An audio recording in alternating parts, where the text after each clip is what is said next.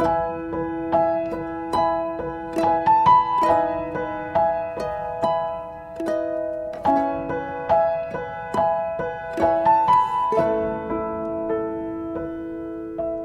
saat ini kita akan sama-sama mendengarkan kesaksian. Ada dua orang narasumber yang akan bersaksi.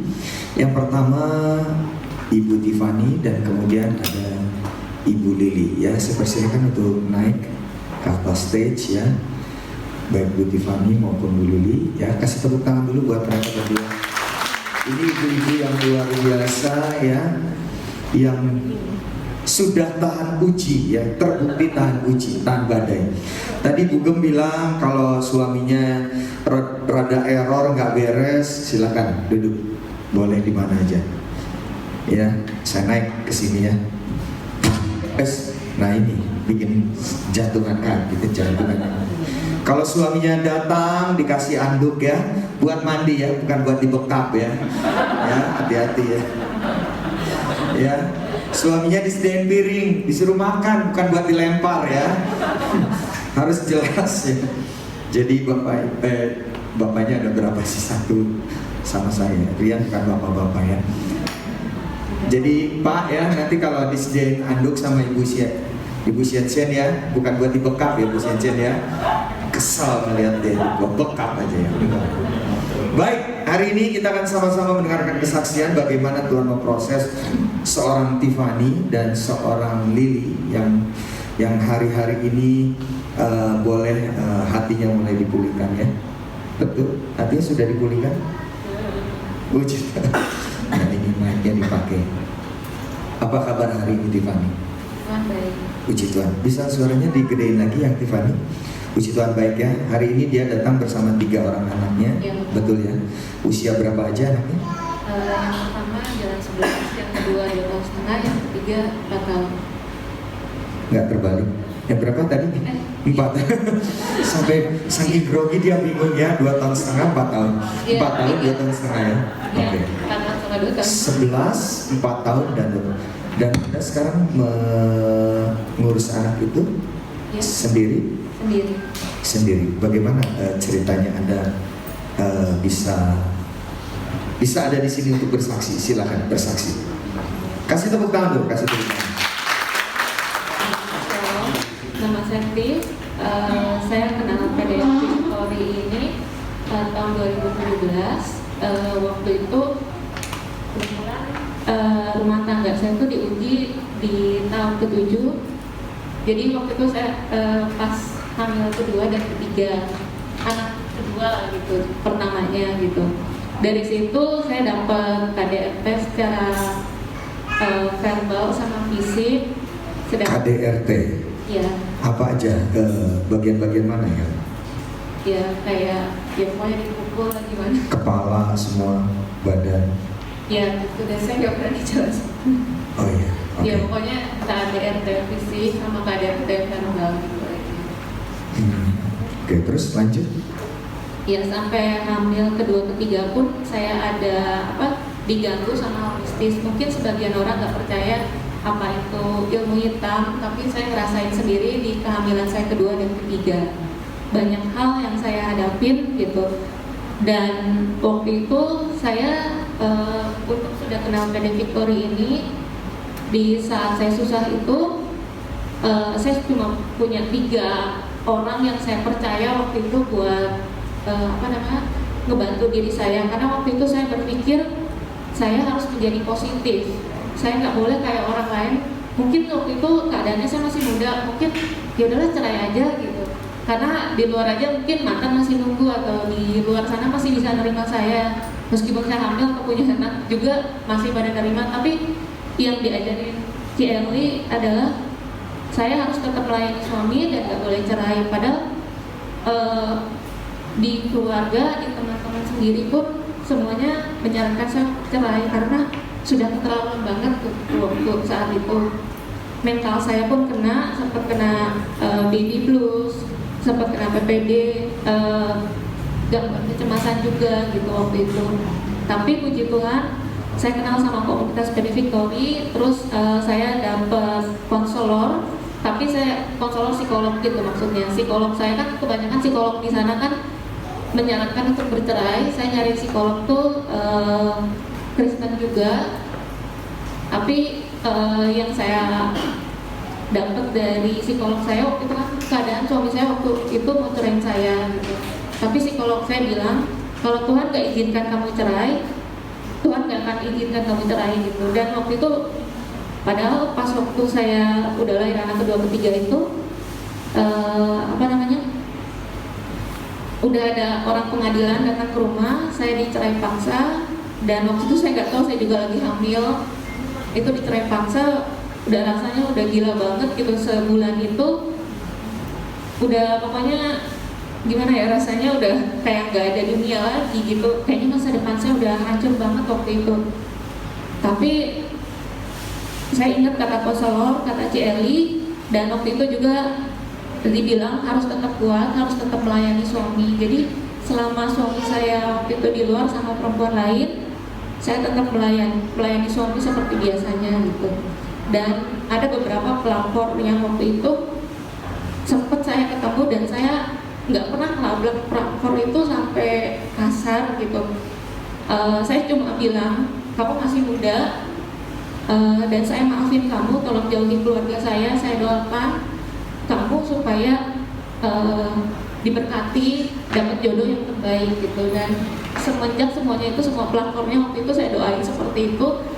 Dan pelapornya tuh kaget gitu ngelihat saya, kenapa kamu maafin saya, kan saya tuh udah jahat banget sama kamu gitu, kenapa malah didoain, ngomong tuh kenapa santai banget gitu. Saya bilang di agama saya diajarkan kasih, kita harus mengasihi siapapun dan mendoakan siapapun yang menyakiti kita.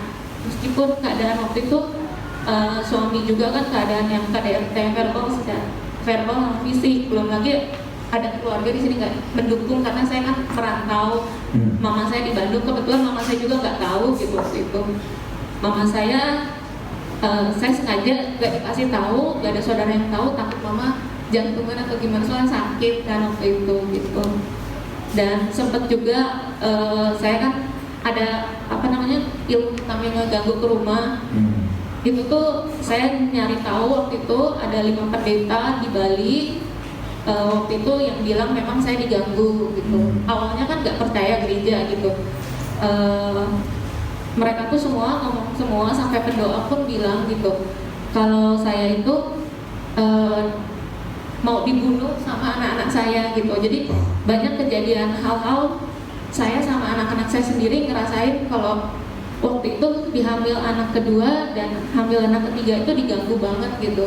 Bahkan saat kehamilan anak ketiga pun saya sudah ngelihat orangnya gitu, banyak banget gitu yang ngebenci saya, gak senang sama suami. Padahal suami saya tuh, saya tahu suami saya baik gitu, cuma orang-orang tuh bilang katanya suami saya tuh linglung selama itu tuh dari 2017 tuh kelihatan linglung gitu. Ada sempat kirim foto sama saya, ada ular yang dikirim ke rumah, itu kamu ya waktu itu kirim foto? Okay. Waktu itu ada ular di dalam rumah ya? Ada ular dalam rumah, dan itu posisinya di bawah kasur, di bawah kepala anak saya gitu. Setelah saya buka kasur dikeluarin, karena di kamar tuh cuma ada kasur doang, gak ada apa-apa. Baru saya mau foto kedua kalinya buat lapor suami saya, ternyata hilang. Saya cari sampai pakai lidi, tusuk sana sini, loh kok lidi aja nggak masuk, ini ular kemana gitu. Dan banyak hal banget gitu. Dari situ saya belajar puasa, belajar doa, dan saya pun kaget gitu ketika doa puasa. Saya baru jawab amin, Tuhan, suami tabrakan. Itu udah 2 kali kejadian yang sama. Bukan karena kamu doain supaya ditabrak ya? Bukan ya? Kata Bu Eli jangan doain yang jelek kan buat suami. Bukan ya? Enggak ya? Enggak, Ci Eli selalu ngajarin kita ngedoain suami yang terbaik. Jadi perkataan profetik itu jadi kayak suami saya akan selalu mencintai saya dan mencintai anak-anak saya. Terus kemudian kecelakaan, terus kemudian dia telepon. Baru kecelakaan telepon, dan saya tuh habis lagi doa gitu. Dan pokoknya yang saya alami kemarin tuh agak gila sih ya, kelihatan gila soalnya ada doa puasa di rumah tuh sampai kelilingin rumah. Kayak tindakan profetik ya namanya. Iya, tindakan profetik. Kayak saya kan percaya waktu itu mempercayai kalau dinding ilmu hitam itu bakal luntur kalau kita berdoa dan percaya gitu. Dan Tuhan buktikan sendiri dan semua keluarga yang tahu di sini, kebetulan keluarga suami yang tahu, semuanya kaget gitu, kok bisa berubah gitu sekarang suami saya. Dan puji Tuhan suami saya sekarang, yang dulu saya kirimin ada kan dari pendeta Daltoni tentang puasa gelap dan semuanya itu benar. Dan sekarang tiap malam tuh sama suami dengerin khotbah. Jadi berdua dengerin khotbah terus lebih baik lagi, dan sekarang sudah pulang ke rumah gitu, udah nggak apa namanya. Wah, tepuk tangan dulu. Sudah nggak ada apa-apa lagi, dan puji Tuhan banget. Sekarang tuh tambah sayang sama anak, tambah sayang sama istri. Dan suaminya yang pelayanan itu ya, bukan Kak? Bukan, sekarang bukan. Dulu pas waktu kita remaja emang kita pelayanan di gereja, sempat ya jadi pegang satu ya. Jadi nggak jaminan ya, yang pelayanan begitu ya, ternyata bisa error juga sedikit. Tapi sekarang sudah dipulihkan ya. Sudah dipulihkan, puji Tuhan. Dan saya percaya sih, karena saya yakin dia memang orangnya baik dari awal. Cuma kita juga harus tahu juga mungkin ada inner child atau luka batin di masa kecil gitu waktu itu. Makanya saya ngerti banget, saya juga punya inner child yang belum dibereskan juga waktu itu. Makanya berat banget waktu itu kan, sempet dulu tuh malah saya waktu kecil itu kelas 2 SD tuh udah berani bunuh diri kelas 2 SD, tapi orang tua tuh gak ada yang tahu. Dan mau bunuh diri kelas 2 SD? Iya, saya dulu sering sayat tangan saya. Waduh. Tapi mama papa tuh gak tahu gitu. Itu karena trauma di keluarga ya? Trauma di keluarga, dan apa namanya, dulu tuh masa kecil saya tuh kayak militer banget gitu. Jadi diajak sama orang tua tuh militer banget, kelihatan gak ada kasih sayang. Makanya saya selalu nemuin pasangan yang begitu juga gitu, yang gak benar. Oke, yang terpenting hari-hari ini kondisimu, suamimu, hati sudah dipulihkan ya? Sudah dipulihkan, dan puji Tuhan meskipun belum semuanya sempurna, saya percaya Tuhan masih tetap bekerja. Amin. Tepuk tangan. Thank you Bu Tiffany ya, yang luar biasa. Ya, nggak mudah apa yang dia jalani ya. Makanya kalau ada persoalan yang lebih mudah daripada dia, bersyukur aja dengan persoalan Anda ya. Ya, baik, selanjutnya yang tidak kalah lebih seru juga, karena saya mengikuti perjalanan dari seorang Lily ya. Saya mengenal dia ya, dari yang ya nanti dia cerita sendiri aja ya. Silakan Ibu Lily, apa yang terjadi dalam hidupmu? Dideketin. Shalom. Di setiap permasalahannya, di setiap kehidupan. Sorry, mic-nya di coba. Jelas ya? Kurang. Cek. Bukan yang saya, yang Lily. Oke. Volume masternya. Coba di. Tes. Ya, oke, silakan. Di setiap permasalahan hidup ya, kita pasti berharap ada. Bisa dengar? Anda bisa dengar? Bisa ya? Bisa. Ya. Lebih dekat, mic-nya lebih dekat ke mulut, nggak apa-apa. Kan pakai masker, silakan. Di setiap permasalahan hidup kita pasti berharap ada mujizat Tuhan atau ada pertolongan Tuhan ya di setiap permasalahan hidup itu. Waktu itu di tahun 2018 saya terkena kanker, dan saya waktu itu tahun berapa nih? 2018. Ya, harapan saya itu bukan kanker gitu loh. Jadi waktu itu saya diperiksa dokter di Bali, dinyatakan bahwa saya kanker. Terus saya bilang enggak, masih salah gitu.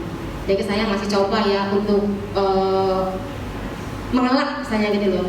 Jadi saya mencoba untuk tidak makan nasi waktu itu ya, benar-benar hidup sehat lah, tidak makan nasi, tidak makan garam. Jadi saya mau mengatakan bahwa enggak, ini pasti salah gitu. Setelah akhirnya dibawa ke Surabaya, dokter Surabaya bilang bahwa ini kanker gitu ya. Setelah dibiopsi itu benar-benar seperti dunia tuh langsung runtuh gitu ya. Di saat saya punya masalah dengan anak saya juga sakit, kok Tuhan sepertinya kasih lagi nih masalah baru gitu. Saya harus sakit. Waktu saat itu dokternya kan bilang umurmu tidak akan lama gitu. Kamu harus segera operasi besok. Waktu itu saya benar-benar down. Untung ya waktu itu di Surabaya saya ketemu dengan Ibu Eli. Ibu Eli mendoakan saya menguatkan, sampai akhirnya saya diputuskan untuk dibawa ke Malaka. Di Malaka itu di Malaysia ya, dengan harapan diagnosa di Indonesia salah. Itu ternyata dibawa ke Malaka. Saya bilang Tuhan, mudah-mudahan Indonesia ini ngaco gitu, salah. Jadi saya berharap di Malaka saya nggak apa-apa, hanya benjolan saja. Gitu. Ternyata doa saya tidak dijawab Tuhan ya.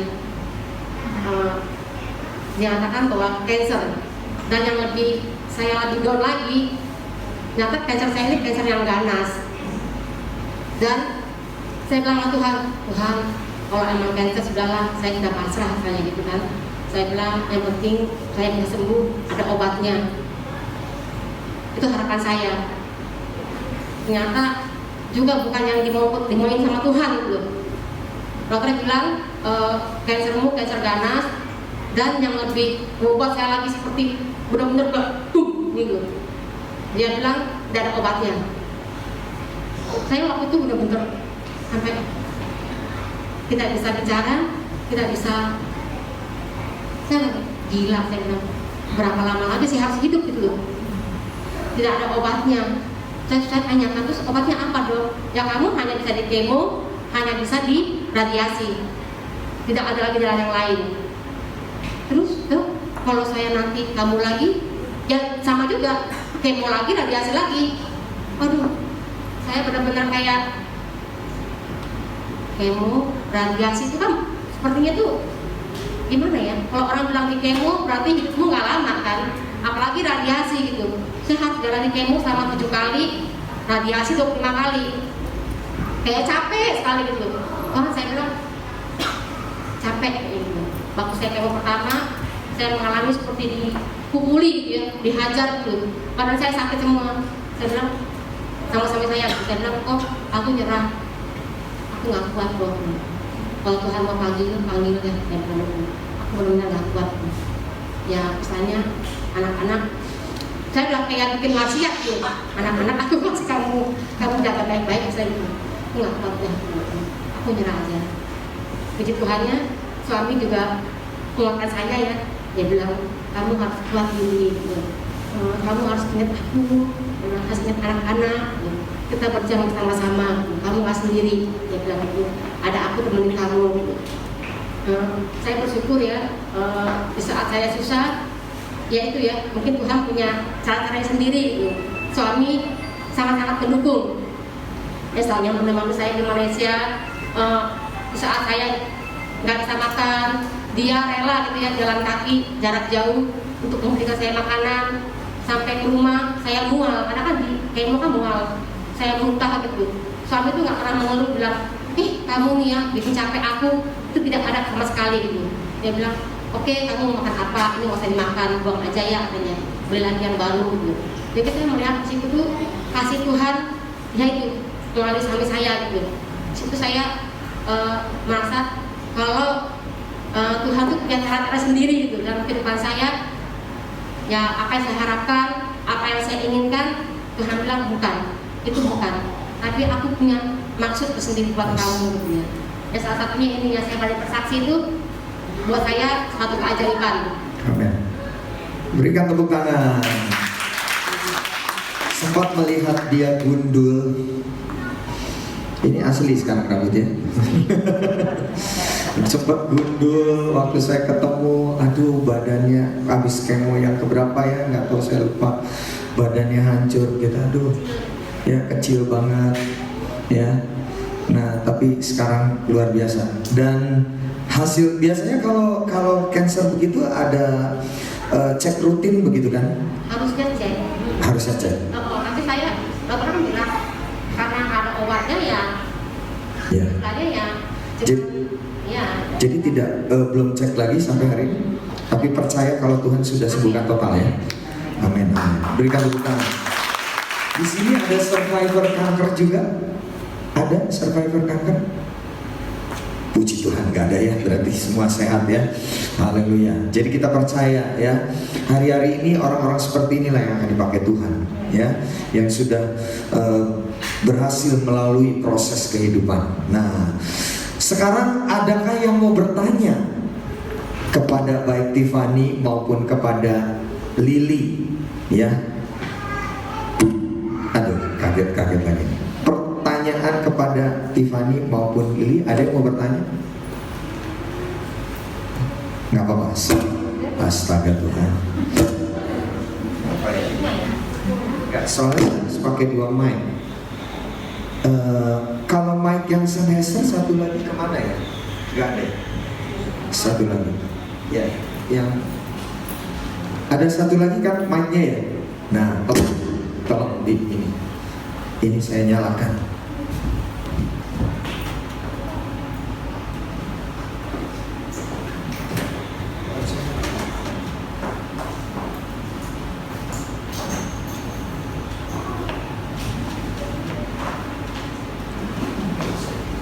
Cek. Oke. Saya mau bertanya kepada Ibu Gembala saja ya. Silakan mic-nya dikasih ke Bu Gembala untuk bisa memberikan. Tadi mic-nya satu lagi yang bukan yang itu yang bermasalah, justru yang saya pegang ini. Yang bermasalah. Oh my God. Oke, saya kira jadi bang.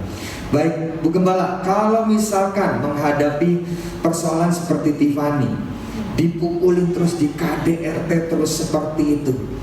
Nah kan nggak boleh, harus tetap bertahan ya Bu Gembala ya. Tidak boleh memilih untuk bercerai. Tapi apakah ada kesempatan untuk bisa memisahkan diri dulu?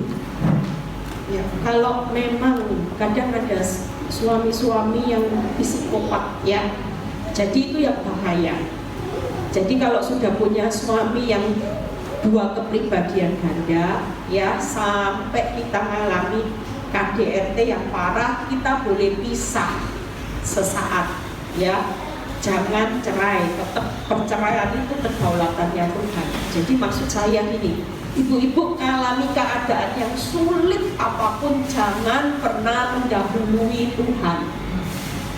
Jangan pernah ngambil keputusan. Maksud saya kenapa saya bilang jangan sampai cerai, karena kalau keputusan cerai itu berarti kita sudah mendahului Tuhan. Ya, kadang saya sampai ketawa sama ibu-ibu yang konseling sama saya bilang gini, sudahlah Bu, suami itu nanti kembalinya 2 aja sudah. Kalau tidak kembali sama ibu ya kembali ke rumah bapak sudah. Jadi tidak usah ngambil keputusan dulu sudah. Biarin apa yang Tuhan putuskan. Kalau Tuhan kan benci perceraian, tidak mungkin keputusan Tuhan kita disuruh cerai. Jadi sabar aja, bisa boleh ya. Jadi jangan mendahului Tuhan. Saya bukan orang yang sok munafik. Kita tahu bahwa kehidupan ini tidak mudah. Tapi kalau kita mempertahankan kebenaran, saya terlalu percaya bahwa kebenaran itu pasti membela saudara. Nggak mungkin enggak. Amin. Dan kalau kebenaran itu membela saudara, ujung-ujungnya apa? Ya dimerdekakan. Ya kalau Bu Tiffany ini cerai, mungkin nggak dia lihat pemulihan yang indah hari ini, suaminya berubah. Mungkin saya bisa dalam arti gambaran pelakor itu bisa bertobat.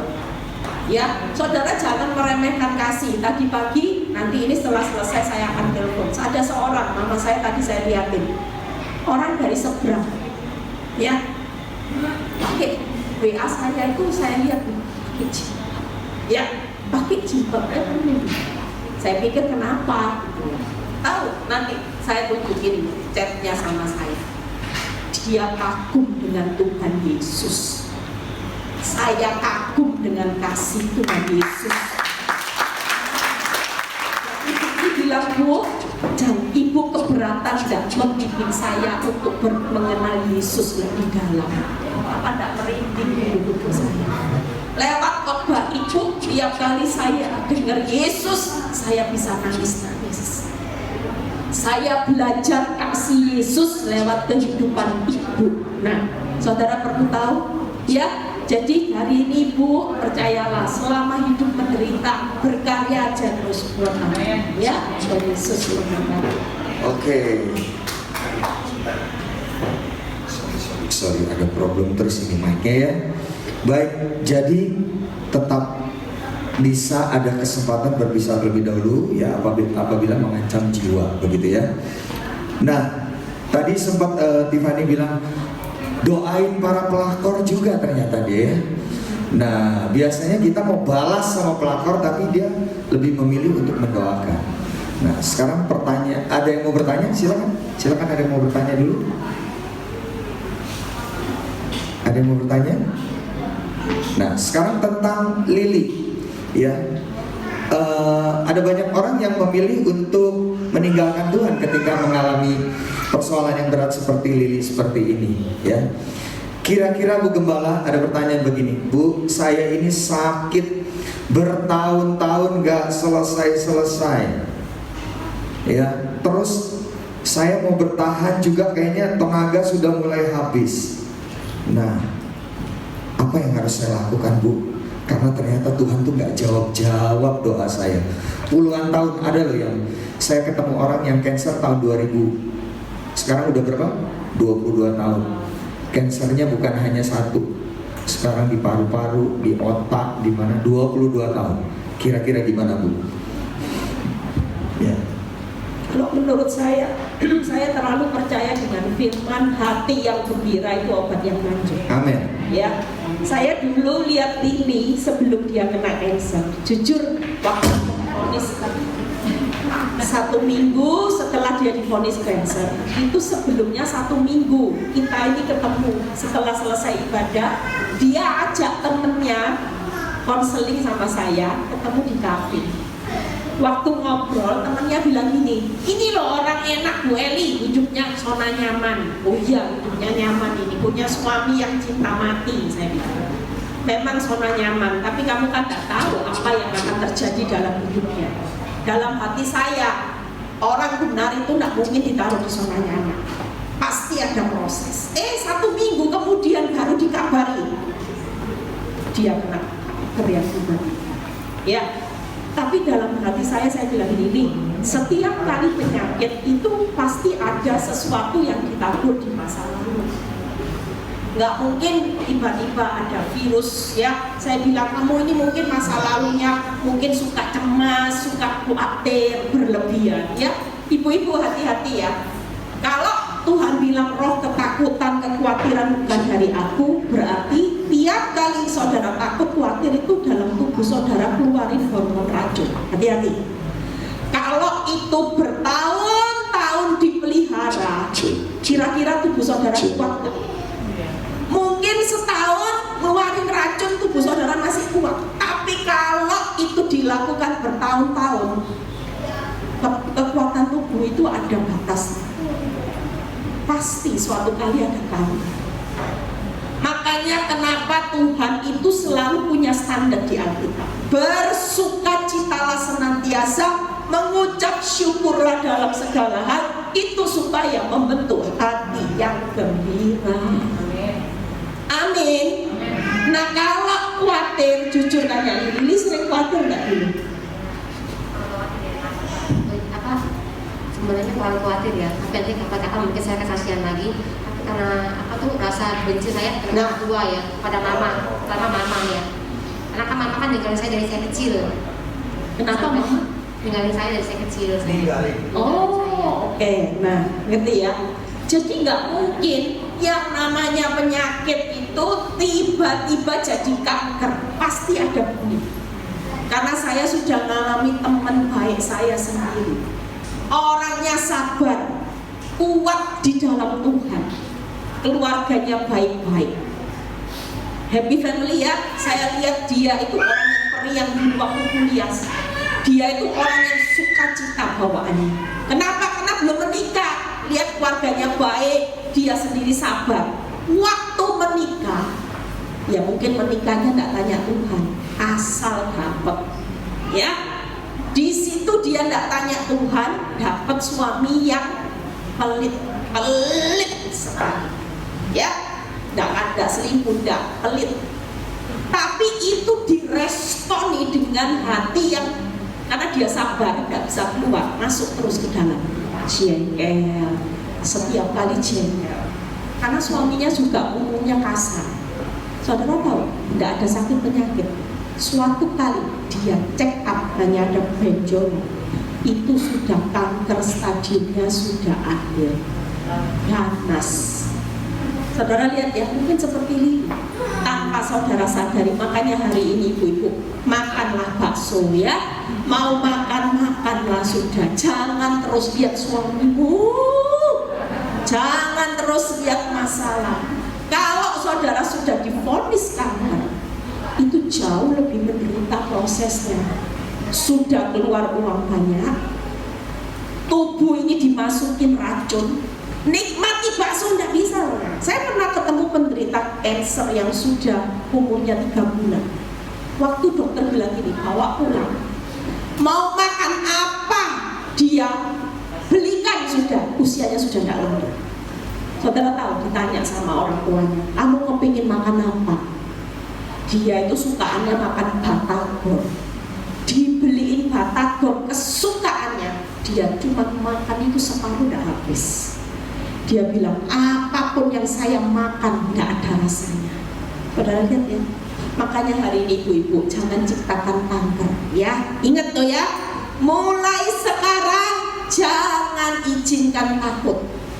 Saudara tidak pernah tahu 1 jam ke depan Tuhan itu melakukan apa. Terus buat apa takut? Dan kalau Tuhan yang pegang hari esokmu, setiap hari kita ini bertemunya dengan kasih karunia, anugerah, bukan ketemu yang namanya bencana itu Tuhan. Kalaupun dia izinkan proses hidupmu berlanjut, percayalah, anugerah itu tetap ada. Di tengah-tengah perjalanan hidupmu, engkau tetap akan melihat kebaikan, kemurahan Tuhan. Tidak ada yang namanya ikut Tuhan kebohongan, kebutuhan Tuhan belakangan ada. Firman Tuhan berkata, kebaikan, kemurahan Tuhan belakangan. Jadi hari ini kalau yang sudah sakit-sakit, itu salah satu proses bayar harga. Gimana supaya prosesnya cepat sembuh? Ya hatinya harus ketawa. Jangan mikiri sakitmu lagi, tetap hati yang gembira. Setiap hari diimani sehat, sembuh bersama Tuhan. Amin. Amin. Berikan tepuk tangan.